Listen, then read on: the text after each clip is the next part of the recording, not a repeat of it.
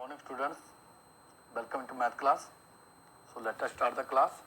Subject is अपना math, class 10 plus 1 and our today's topic is introduction to 3D. 3D means 3 dimensions. So previous class ਦੇ ਵਿੱਚ ਆਪਾਂ already read ਕਰ ਚੁੱਕੇ ਜੀ, ਠੀਕ ਹੈ 2D ਬਾਰੇ, ਜਿਹਦੇ ਵਿੱਚ ਕੀ ਹੁੰਦੀ ਹੈ ਆਪਣੇ ਕੋਲ ਕੋਈ ਵੀ ਗ੍ਰਾਫ ਹੈ, ਠੀਕ ਹੈ ਜੀ। ਗ੍ਰਾਫ ਦੇ ਵਿੱਚ ਕੀ ਆਪਣੇ ਕੋਲ ਸਿਰਫ 2D ਦੇ ਵਿੱਚ ਸੀ, ਆਪਾਂ ਕਹ ਲਈਏ ਇੱਕ y ਐਕਸਿਸ ਹੁੰਦਾ ਸੀ ਤੇ ਸੈਕਿੰਡ ਕੀ ਸੀ ਆਪਣੇ ਕੋਲ x ਐਕਸਿਸ ਲੈਂਦੇ ਸੀ ਜੀ ਆਪਾਂ, ਠੀਕ ਹੈ ਜੀ। एक एक्स एक्स लेंदे सी दूजा की लेंदे सी Y X. So now in 3D अपने को की आजूगा जी एक थर्ड एक्सिस आ जाऊगा जी।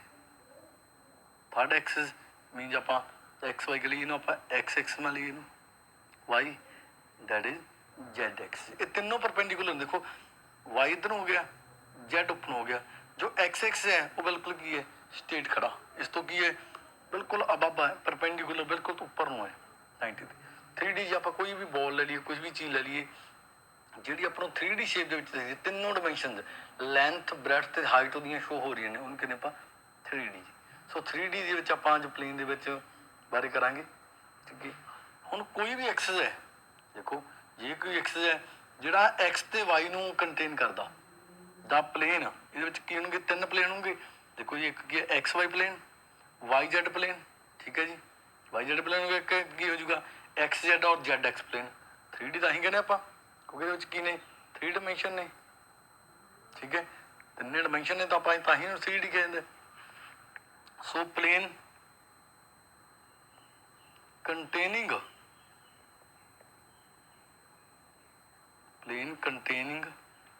एक्स वाई के लिए ਆਪਾਂ एक्स एंड वाई एक्सिस, ये एक्स एक्सिस है, y axis z x, x ਤੇ वाई एक्सिस ਨੂੰ ਕੰਟੇਨ ਕਰਦਾ, ਉਹਨੂੰ ਕੀ ਕਹਾਂਗੇ ਆਪਾਂ is called x y plane, ਉਹਨੂੰ x y plane,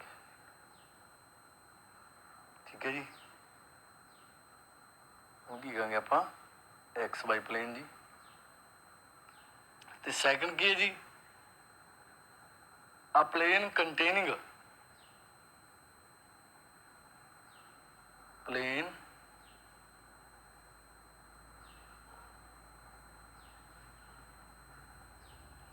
containing X Y तो हो गया, वाई जेड एक्स जे ते वाई एंड ये दो एक्स कंटेन करता प्लेन की कहेंगे जी प्लेन इज वाई जेड है, तो वाई जेड प्लेन आ जाऊगा जी। ਨੈਕਸਟ ਕੀ ਜੀ ਜਿਹਦੇ ਵਿੱਚ ਆਪਣੇ ਕੋਲ ਜ਼ੈਡ ਐਕਸ ਕੰਟੇਨ ਕਰਦਾ, containing Z X is called Z X ਜਾਂ ਐਕਸ ਜ਼ੈਡ ਪਲੇਨ। ਇਹ ਜਿਹੜਾ ਮਰਜ਼ੀ ਪਲੈਨ ਕਰ ਸਕਦੇ ਹੋ। ਸੋ ਆਪਾਂ ਇਹਦੇ ਵਿੱਚ ਸਿੰਪਲੀ ਗੱਲ ਕਰਦੇ ਹਾਂ ਜੀ। ਇਹਦੇ ਵਿੱਚ ਕੀ ਹੈ ਔਕਟੈਂਟ ਆਉਣਗੇ ਆਪਣੇ ਕੋਲ, ਇਹਦੇ ਵਿੱਚ ਆਪਾਂ ਨੂੰ ਡਿਸਟੈਂਸ ਫਾਰਮੂਲਾ ਯੂਜ਼ ਕਰਾਂਗੇ। ਮਤਲਬ ਆਪਣੇ ਕੋਲ 2 ਪੁਆਇੰਟਸ ਗਿਵਨ ਨੇ, ਇੱਕ ਪੁਆਇੰਟ ਇਹ, ਇੱਕ ਪੁਆਇੰਟ ਨੂੰ ਏ ਮੰਨ ਲਈਏ ਆਪਾਂ, ਇੱਕ ਪੁਆਇੰਟ ਇੱਥੇ ਦਾ ਬੀ। ਸੋ ਇਹਦੇ ਤਿੰਨੇ ਡਾਇਮੈਂਸ਼ਨ ਨੇ ਜੀ। ਇਹ ਐਕਸ ਐਕਸਿਸ ਦੇ ਅਕੋਰਡਿੰਗ ਐਕਸ ਐਕਸ ਤੋਂ ਡਿਸਟੈਂਸ ਕਿੰਨੀ ਹੈ ਜੀ, ਵਾਈ ਐਕਸ ਤੋਂ ਕਿੰਨੀ ਹੈ ਤੇ ਜ਼ੈਡ ਐਕਸ ਤੋਂ ਕਿੰਨੀ ਹੈ। ਤਿੰਨੇ ਐਕਸਿਸ ਤੋਂ ਇਹਦੀ ਡਿਸਟੈਂਸ ਹੋਊਗੀ ਤਾਂ ਉਹਦੀ ਆਪਾਂ ਕਹਿੰਦੇ ਪੋਜੀਸ਼ਨ ਹੋਊਗੀ। ਤਾਂ ਆਪਾਂ ਇਹਦੇ ਐਕਸ ਵਾਈ ਦੇ ਇਹਨੂੰ ਕੋਈ ਬੋਲਦੇ ਹਾਂ ਕੋਆਰਡੀਨੇਟ। ਇਹਦੇ ਕੋਆਰਡੀਨੇਟ ਕੀ ਮੰਨ ਲਈਏ ਆਪਾਂ, ਜੇ ਆਪਾਂ ਇਹਦੇ ਕੋਆਰਡੀਨੇਟ ਮੰਨ ਲਈਏ x1 y1 ਤੇ z1, b ਦੇ ਮੰਨ ਲਈਏ ਆਪਾਂ x2 y2 ਤੇ z2। these are the coordinates of 2 points। ਇਹ ਪੁਆਇੰਟ ਦੇ ਦੋ ਨੇ ਕੋਆਰਡੀਨੇਟਸ ਆ ਗਏ ਜੀ। if we have to find the distance between a and b, ਆਪਾਂ a ਤੇ b ਦੇ ਵਿਚਕਾਰ ਡਿਸਟੈਂਸ ਫਾਈਂਡ ਕਰਨੀ ਹੈ। ਸੋ ਇਹਨਾਂ ਵਿਚਕਾਰ ਡਿਸਟੈਂਸ ਕੀ ਹੋ ਜੀ, distance between a and b। Previous class ਦੇ ਵਿੱਚ ਆਪਾਂ ਫਾਰਮੂਲਾ ਕੀਤਾ ਸੀ ਬਿਲਕੁਲ ਸੇਮ ਹੀ ਹੈ। ਪ੍ਰੀਵੀਅਸ ਕਲਾਸ ਦੇ ਵਿੱਚ ਕੀ ਕਰਦੇ ਸੀ ਆਪਾਂ ਜੀ, ਐਕਸ ਵਾਈ ਪਲੇਨ ਸੀ ਜਿਹੜਾ ਆਪਾਂ ਉਹਨੂੰ ਐਜ ਇਟ ਰੱਖਦੇ ਸੀ, ਤਾਂ ਇਹਦਾ ਫਾਰਮੂਲਾ ਕੀ ਹੁੰਦਾ ਸੀ, ਦੇਖੋ ਅੰਡਰ ਰੂਟ 'ਚ ਕੀ ਆਉਂਦਾ ਸੀ x2 ਮਾਈਨਸ x1 ਦਾ square plus y2 minus y1 ਦਾ ਸਕੁਆਇਰ। ਇੱਥੇ ਥਰਡ ਐਕਸ ਆ ਗਿਆ 3D, ਤਾਂ z2 ਮਾਈਨਸ z1 ਦਾ ਸਕੁਆਇਰ ਵੀ ਲਗਾਉਣਾ ਜੀ ਆਪਾਂ।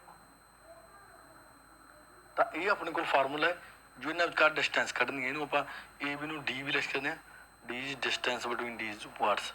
तो distance का फार्मूला की बन जाए x2 minus x1, x ਦੇ कोऑर्डिनेट ਦਾ डिफरेंस y ਦੇ कोऑर्डिनेट ਦਾ डिफरेंस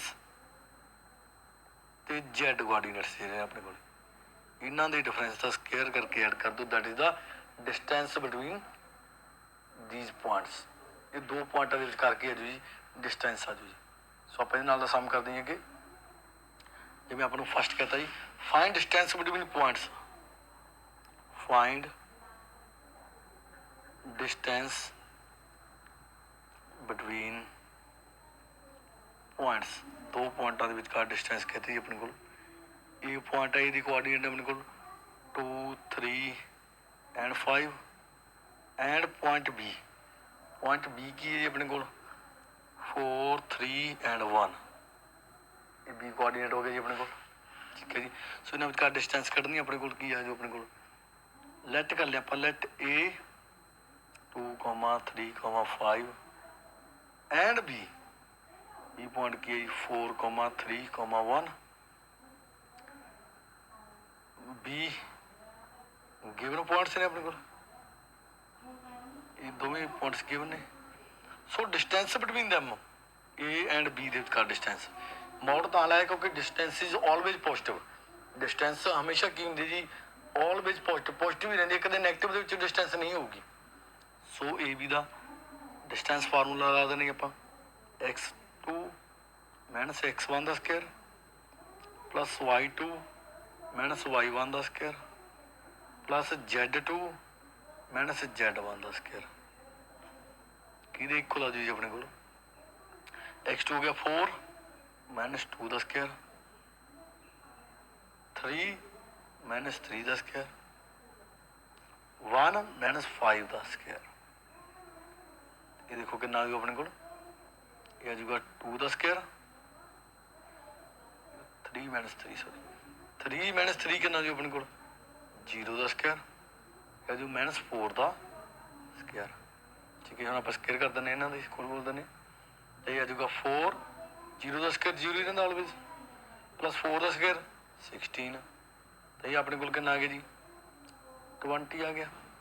चाहे तो अंडू 20 डिजिटल लिख सकते अपने चाहिए तो स्क्वायर रूट कर लिया पाओ कितना जूगा 2 अंडूट 5 ए एंड बी के विचकार कितनी जेंट्री यूनिट्स पाने आप क्योंकि अपने यूनिट्स नहीं पता जी भी यूनिट है जी मीटर तो मीटर हो जाएगा centimetre centimetre. So distance between these 2 points is 2 underroot 5 units आ गई जिन्होंने विचकार डिस्टेंस जी अपने को जो आप डिस्टेंस फार्मूले अगे अप्लाई करते कटते। सो नैक्सट है जी अपने को find point on y axis which is equal distance from the point 3 1 2 and 5 5 2। जो आप वाई एक्सिस से वो पॉइंट फाइंड करना जिसे की जी ये दोवें पॉइंट जो कि ने इक्वल डिस्टेंस ने। हुण वाई एक्सिस से पॉइंट की है जी देखो लैट करते आप लैट पॉइंट पी कर ले लैट पी की है जी अपने को देखो वाई एक्सिस से पॉइंट है पॉइंट कि एक्स से वाई एक्सिस से है चौथे एक्स की वैल्यू भी 0 होगी वाई की वैल्यू वाई होगी तो जेड की वैल्यू की होगी जी 0 होगी। Be any point on y x से पॉइंट सी वाई एक्स से ले ले पॉइंट जी आप हम लैट की गल अपने लैट ए की है जी पॉइंट ए पॉइंट कि अपने को 3 1 2 एंड बी पॉइंट कितना जी 5 5 2 ठीक है जी। बी गिवन पॉइंट्स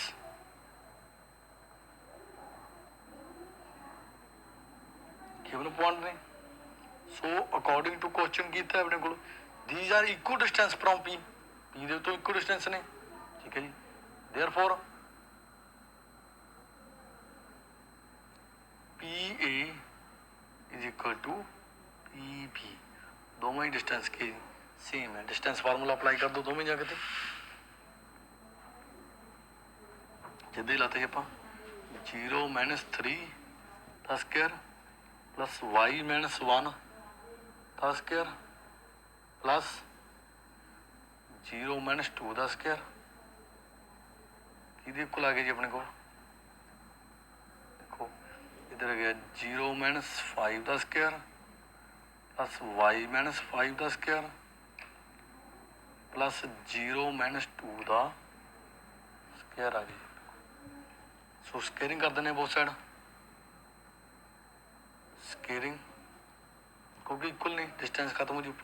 3 का स्केयर कितना जी 9 प्लस y माइनस 1 का स्केयर एज रख लो जी। 2 का स्केयर कितना जी 4, इतने 5 का स्केयर कितना जी 25 प्लस y माइनस 5 एज रख ले स्केयर। 2 का स्केयर ये 4 आ गए जी। सो नैक्सट आप फार्मूला भी खोल देने 9 plus y square plus 1 minus 2y plus 4, इधर आ गया 25 plus y square plus 25 minus 10y plus 4 आ गया जी। सो इन्हों आप की जी देखो वाई स्क्वायर ना वाई स्क्वायर की हो जाएगा, कैंसल हो जाएगा जी। इतने की रह गया अपने को देखो माइनस 2y, एक वाई इधर सी माइनस 10, इधर से तो का होगी प्लस दे जी। इधर कितना रह गया अपने को 54 माइनस 14, ऐड कर लेने सारे आप, ठीक है जी। नंबर 54 बन गई, इधर की बन गई अपने को 14, इधर आके माइनस हो गए। सो इधर कितना रह गया जी 8y that is equal to 40। So y की वैल्यू कितनी आ गई जी 5। सो वाई की वैल्यू आ गई, देयरफॉर रिक्वायर्ड पॉइंट की आ गई अपने को, रिक्वायर्ड पॉइंट पी ਦੇ ਵਿੱਚ वैल्यू पुट कर दो जी 0 5 0, क्योंकि एक्स से वाई जड़ता की सी दोवें 0 ਸੀ। सो इस तरह आप इन्हें विचकार डिस्टेंस करनी होगी किसी भी पॉइंट विचकार तो डिस्टेंस फाइंड कर सकते। सो आई होप स्टूडेंट ਤੁਹਾਨੂੰ ਸਭ ਨੂੰ ਸਮਝ ਆਇਆ ਹੋਵੇਗਾ, पर फिर भी जे किसी स्टूडेंट कोई डाउट है तो मैंने कॉल या मैसेज कर सकते। थैंक्स।